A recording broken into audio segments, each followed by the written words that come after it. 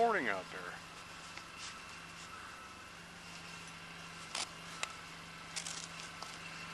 Been a while, but here we go.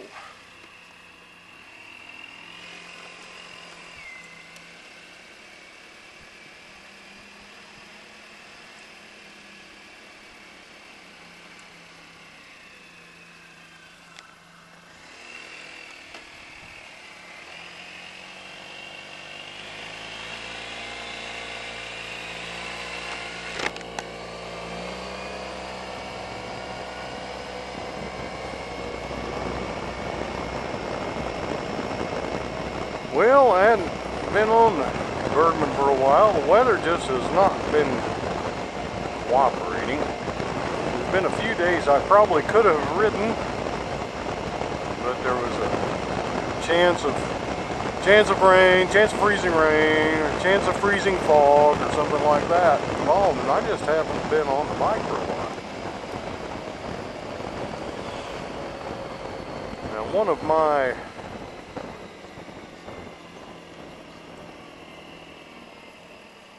thoughts on that subject was I don't plug my bike in the battery tender, and I had started it up a couple times but not run it for a real long time,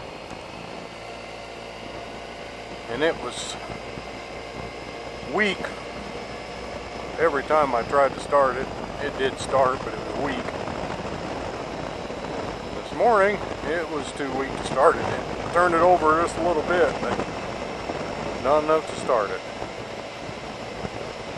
So I hooked up my brand new, I believe it's NOCO battery pack, and by golly, it fired right up.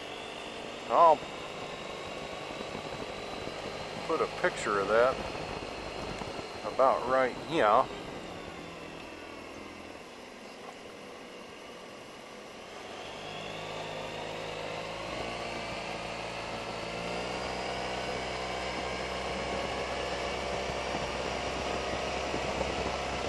Really quite amazed. It whipped it over. There wasn't no delay to it. It was like it had a fully charged battery. Worked real good. That's what I bought it for, so I guess it's already proven itself. Which is hard to prove something like that. Anyway, I'll go back to that. Or just after Christmas,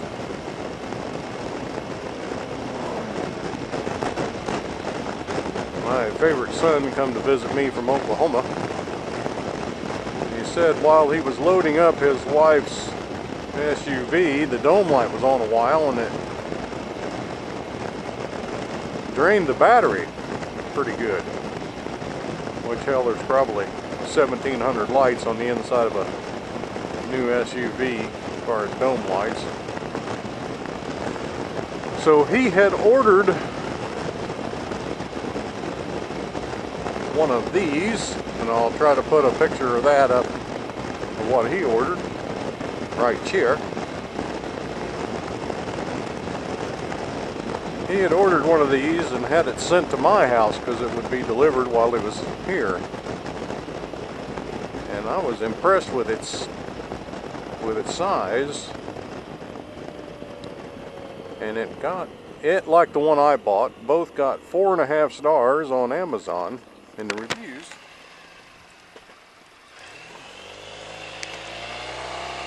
So by golly, I thought I'd get me one.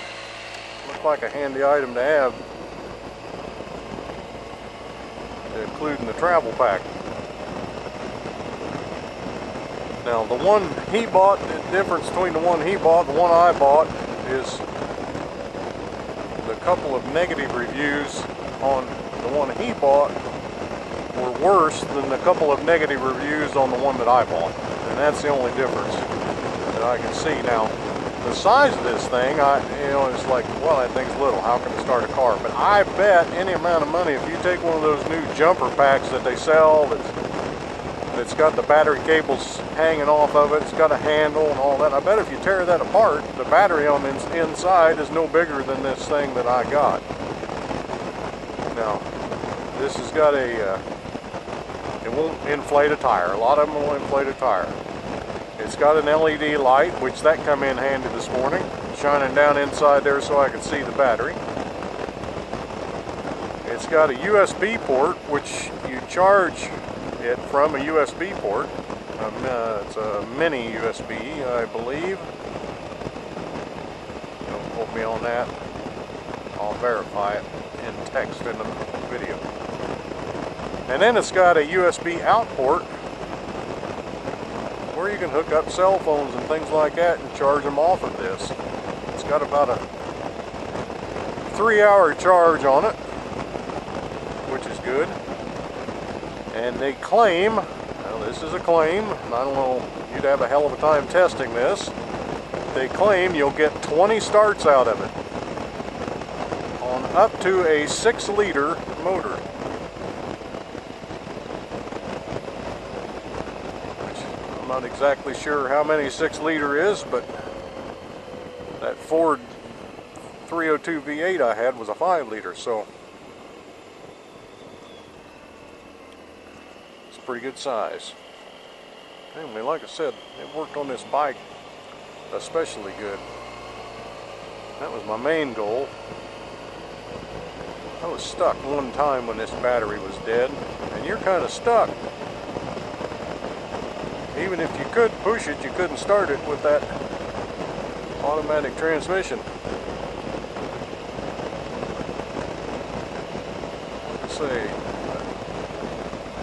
With its size and its versatility, I think it would be a good addition to your travel pack. Well, I'm off to work here this morning. As I said, not been a lot of riding weather.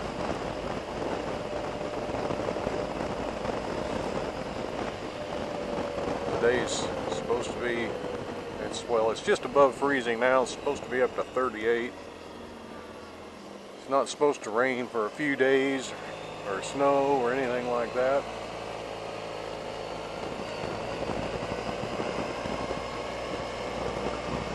It's been warming up close to 40 in the afternoons. Kind of a mild winter compared to what everybody was saying we were going to get.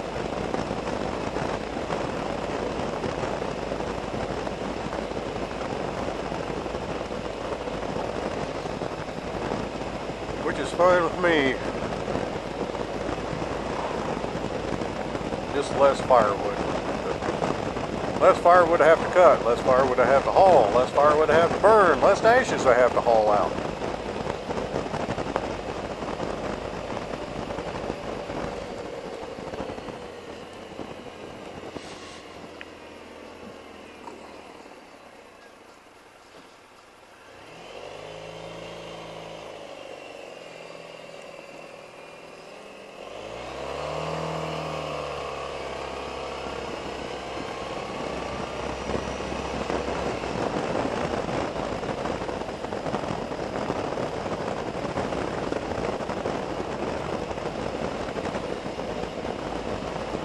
Got a little bit of a clutch issue in this Bergman,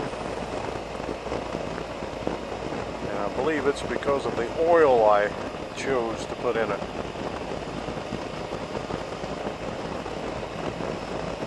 I put motor oil in it with some extra Schlickum. It's supposed to be good stuff. This being an oil bath clutch, I believe it Schlickummed it too much. And the reason I think it is the oil is because, well, like, it took it this far to get warmed up enough to where it would slip.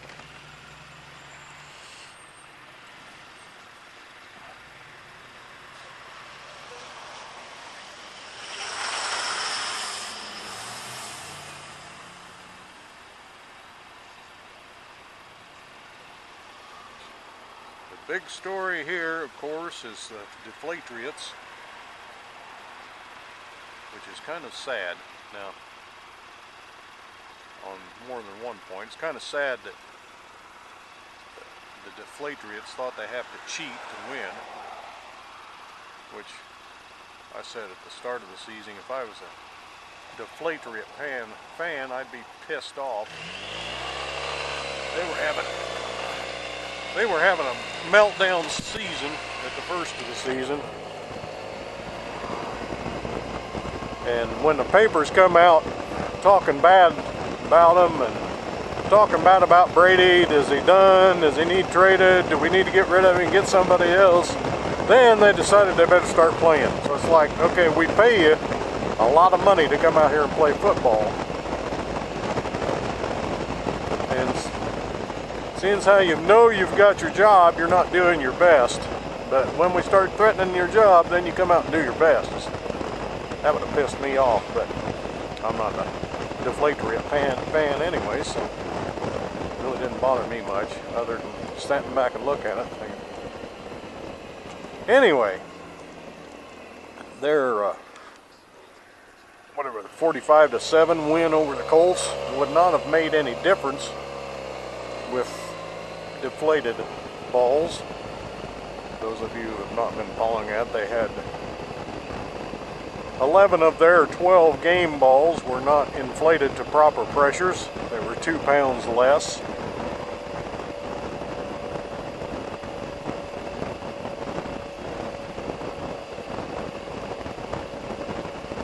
But that's the big story, and that's sad. And the reason I say that's sad, on a completely different note, is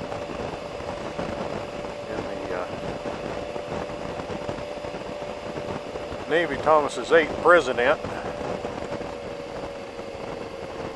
has been stating that he wants free community college to everybody.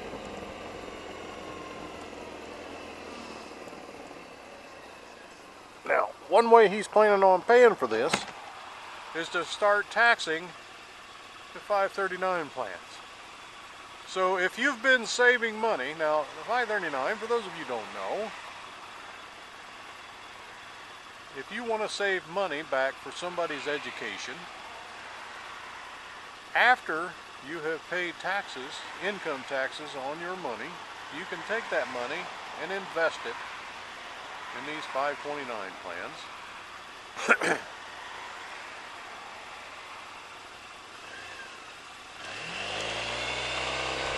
When you pull it out, the interest that you have made on that money is not taxable.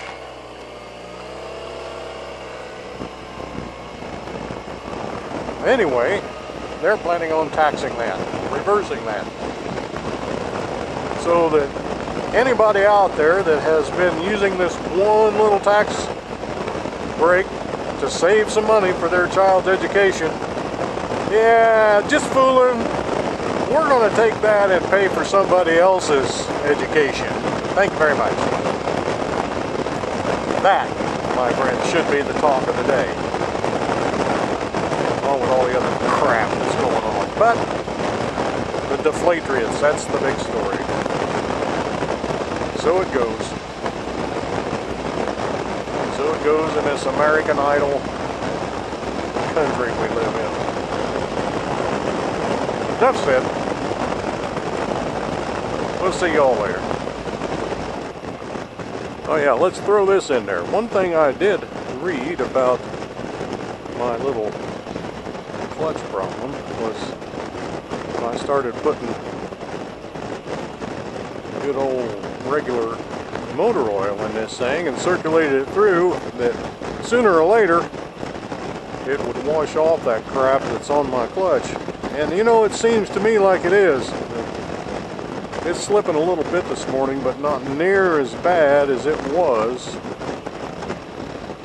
last time I rode. Now, I don't know, you know, that, and that makes sense, you know, that oil just sitting on that clutch, kind of soaking in the last few months. Very well could have loosened that. I assume it's probably silicone, loosened that up off the clutch plates. It's noticeably better this morning. Noticeably. So maybe I'm okay. I looked at I looked at finding a salvage clutch. Didn't see any sense in taking it to a dealer. If I could buy one off of a, you're not going to make it, Mustang. If I could find one off of a wrecked Bergman and just replace the whole assembly, it would be easier than trying to rebuild this one.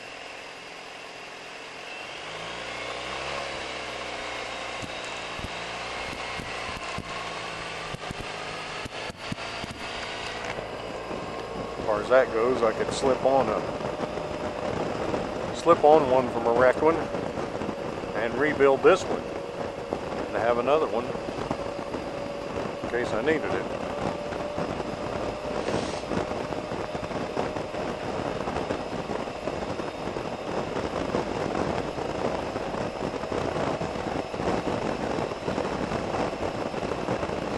But, like I say, it may not have to do that. It may be okay.